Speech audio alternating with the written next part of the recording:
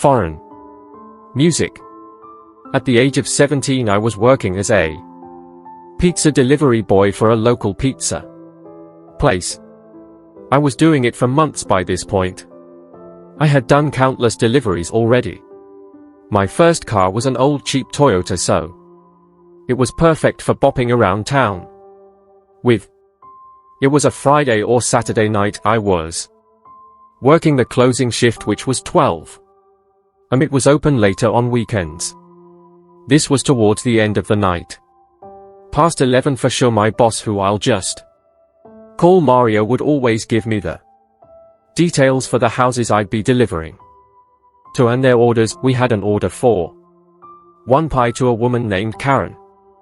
Ironically, it was an unusually long drive away, about 15 minutes. Most orders come locally around the area, like 5 minutes away on average. I expected a better tip for this reason. I brought the pizza to my car and off I went, listening to my usual playlist on the way. I pulled down the block of the address and pulled up in front of the house. It was a small-sized house, as were most of the houses in the area. It seemed to be a lower income area. The lights were on in one of the rooms on the first floor.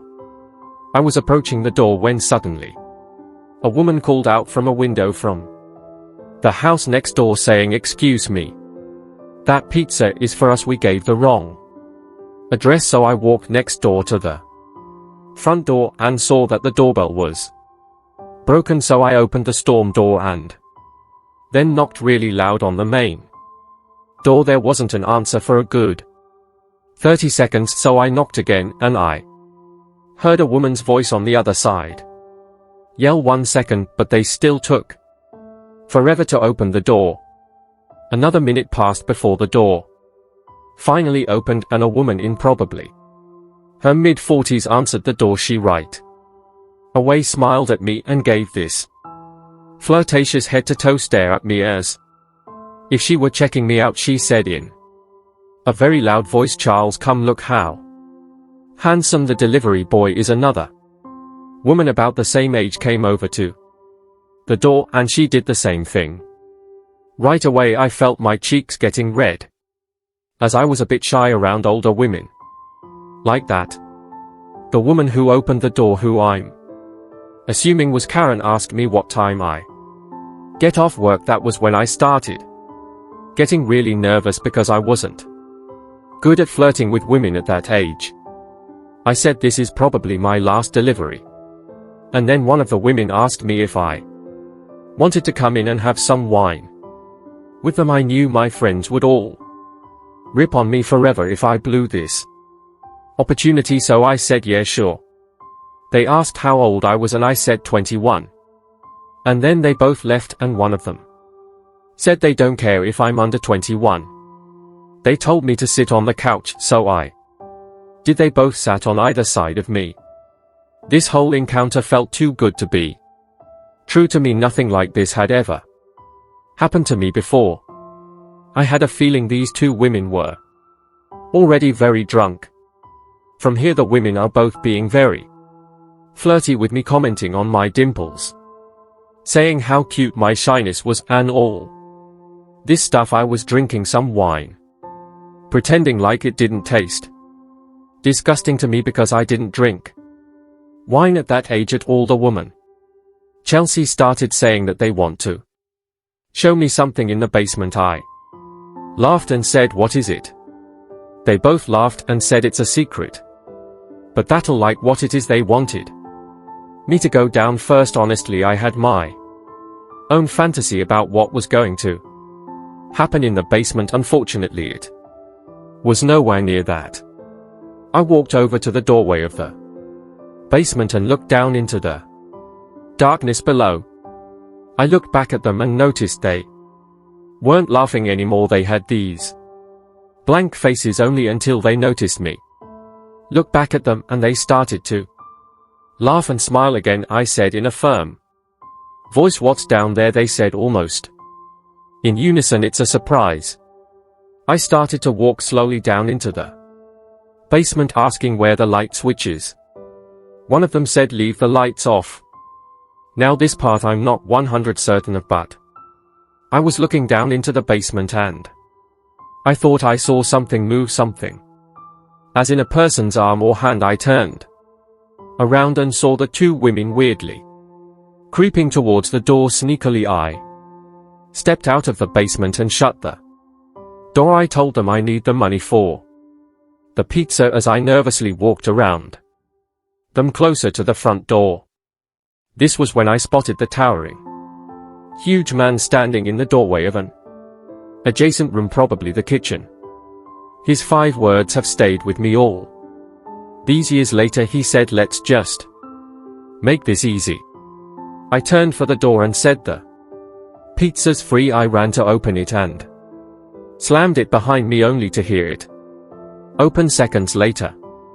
I got in my car, locking the door first thing, and that man was already outside my passenger side window looking in. He tried opening the door and then knocked on the glass. I put it in drive and got out of there, not looking back. I got back to work and told my boss what happened and why I came back empty-handed. He and the rest were in shock. I called the non-emergency number to report what happened, just in case if anything else should be reported at that address again. The police would know something awful is going on in that house. Whatever trap I was about to walk into. Thank God I didn't find out what it was. Music. When I was 19 years old, I was still working at a nearby pizza place to help pay for food and gas and stuff. The job was always pretty easy, just taking the order, boxing up the food when it's done, putting it in a bag and driving it to the given address. I'd done it a million times before and nothing weird ever happened. It was very repetitive. Tips would usually be around $3 to $5 depending on the distance. Sometimes more generous people would give 10 or more, though I remember this order was just a chicken parm hero and a regular slice. Smaller orders like this usually yielded lesser tips, but I didn't have a choice in which deliveries I did. I was on my way to the address, and of course the house was apparently on a dead-end block. This block had a more rural feel to it than the rest of the neighborhood. One of the houses had an RV sitting on the grass with a small patch of woods next to it. The other houses looked like little farmhouses. There was a lot more space on this particular street, and then I pulled up to the address. It was this small, weird-looking house with a huge property, though, sat next to what appeared to be an abandoned house with overgrown grass and shrubs. It was probably around 6 p.m. and it was getting pretty dark out, so it was around the time people would start putting on their lights inside their houses, but all the lights in the house were off, and I noticed the front door seems cracked open. I began to walk over to the front door and I heard a piano being played. It sounded like it was a couple rooms away, at least muffled by some walls or a door or something. I knocked on the door and then rang the bell. After a few minutes, only the doorbell didn't work.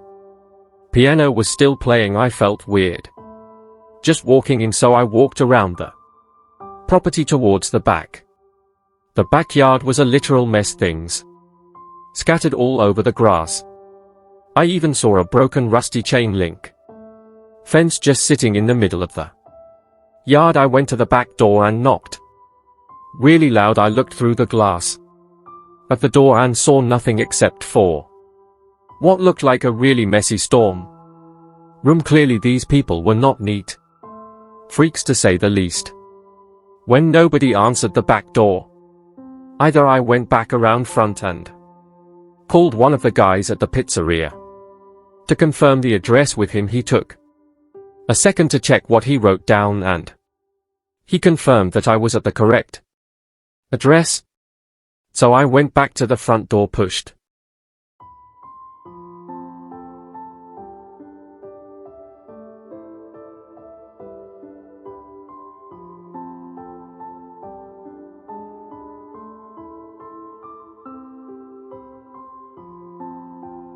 It opened and heard the creepy sounding piano music still playing. I yelled, "Pizzas here!" The piano stopped. Someone yelled over here, then the piano resumed. They were playing this simple yet creepy, repetitive song as if on loop. There were also no lights on in this house, so it was almost hard to see in there. I walked straight, getting closer to the sound of the music. The smell inside the house was very musty and off-putting, and I got halfway into, I guess, what you'd call the foyer. I felt very uncomfortable. I wasn't gonna go any further. I yelled them by the front door, "Sir, the music stopped this time for good," and now there was just silence. And back towards the door again so that I would be closer to the outside. I was expecting to hear footsteps coming towards me, but no, it was just dead silent. I said, "Sir," and a voice from another room said, "Yes, sorry, I have trouble walking. Could you just bring it in here, please?" I asked, "What room are you in, sir?" and he took a moment to answer back, "If you just walk through the living room, I'm in the dining room." There were no directions on the phone to do any of this, so this was very strange. I thought for a second about my next course of action. I felt bad leaving in the case that this was some old feeble man just living in a messy house. I started walking through the living room, and there was an opening that led to what I presumed to be the dining room. Me, being my overly cautious and paranoid self, was still suspicious. Instead of walking straight into the dining room, I peeked around the wall, just enough for one eye to see into the room. I saw the piano, but there was no one sitting at it. I also didn't see anyone in the entire room. With that, I quietly but quickly walks back towards the front door, shut the door behind me, and drove back to the pizzeria. I explained that I got a sketchy vibe inside the house. My boss was completely understanding, especially when the alleged customer didn't call back asking why I left. That said everything. I didn't really understand the logic and trying to commit a robbery in your own house, and nor did my boss or co-workers. So later that night after work, I looked up that address, and that house was foreclosed on months ago, and it had been vacant. When I told this to everyone, they had the same mouth-dropping reaction I did. I was truly mere steps away from probably getting robbed, that or someone was trying to play a horrible prank on an unsuspecting pizza delivery guy. Music. It was my last week working at an Italian restaurant. It was a half pizzeria, half Italian restaurant, so my duties would switch from shift to shift. Sometimes I'd work the front register in the pizzeria, sometimes I'd be a busboy in the restaurant side, and sometimes I'd be doing deliveries. I liked doing deliveries the most because I'd make tip money, so it was ironic that I left this job with a horrible, scarring experience doing a delivery. It was a late night delivery, of course. This is when the shady things happen. We got an order for 3 specialty pizzas. It was a big order, probably like $70 worth of pizza. It was on the bad side of town. This was already a minor red flag. Good thing I drove a crappy old Civic and wouldn't draw any negative attention now in that area, or so I thought. It was a 15-minute drive at least, and when I got to the house, I went up to ring the bell. The door opens within seconds, and this Latino man opens the door halfway, sees the pizzas, opens it fully, exposing the pistol in his hand. I'm not a gun person, but if I had to guess, I'd say it was a Colt 45, but I wasn't really paying attention to what kind of gun it was. My heart basically dropped out of my ass at the first sight of it, and realizing the situation. Then 2 more Latino men came to the door and grabs me, while the first one still had me at gunpoint. They were yelling in Spanish at each other. Then the guy with the gun says in broken English, "Give me all of your stuff." I said okay, as I could barely breathe or speak due to my panic. I grabbed my wallet, which is all I could really offer him. He then yelled phone, and I gave him my phone as well. It was a Motorola Razr, the iPhone of the 2000s. Pretty much. One of them even forcibly grabbed my wrist and yanked off my watch. Thankfully it wasn't an expensive watch. After this, one of them grabbed my ID out of my wallet and read out my address. Then they threatened me, basically saying if I told anybody about this, they'd come to my address and kill my whole family. I said okay, I understand, wanting to cry for help and for my life, but I couldn't. They then pushed me out of the house, down the stoop, causing me to land on my hands and knees and start to bleed. Slammed the door shut, and all I had left on me now were my keys I didn't return. Back to the pizzeria. I was too shaken and disturbed. I went home noticeably quiet and shaky. My parents picked up on it. They also saw my scuffed up shorts and my bloody knees.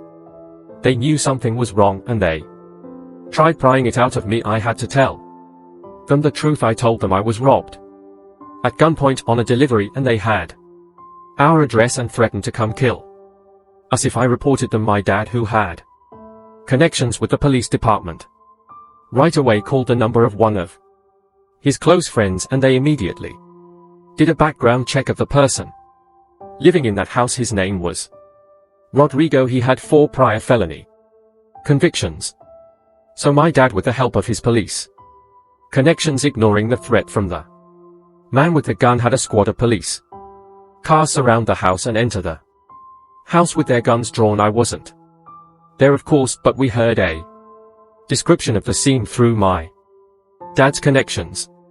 2 of the 3 men were still in the house and were arrested and charged. The man who had 4 convictions already got a life sentence. One of the guys by his side had a prior conviction and was sentenced to 5 years. The third guy wasn't in the house, and I don't think they ever found him to this day. He's still out there for all I know, and on several occasions since then I've woken up to sounds from outside when the windows are open, like footsteps on the side walkway to the backyard, or the gate swinging open and closed. It could just be my imagination or being paranoid, but I do still worry for my and my family's well-being. Enough time has passed now that I think that man fled the country, or at the very least knows better than to ever show his face in this town again. But still, it is something that hangs in the back of my mind.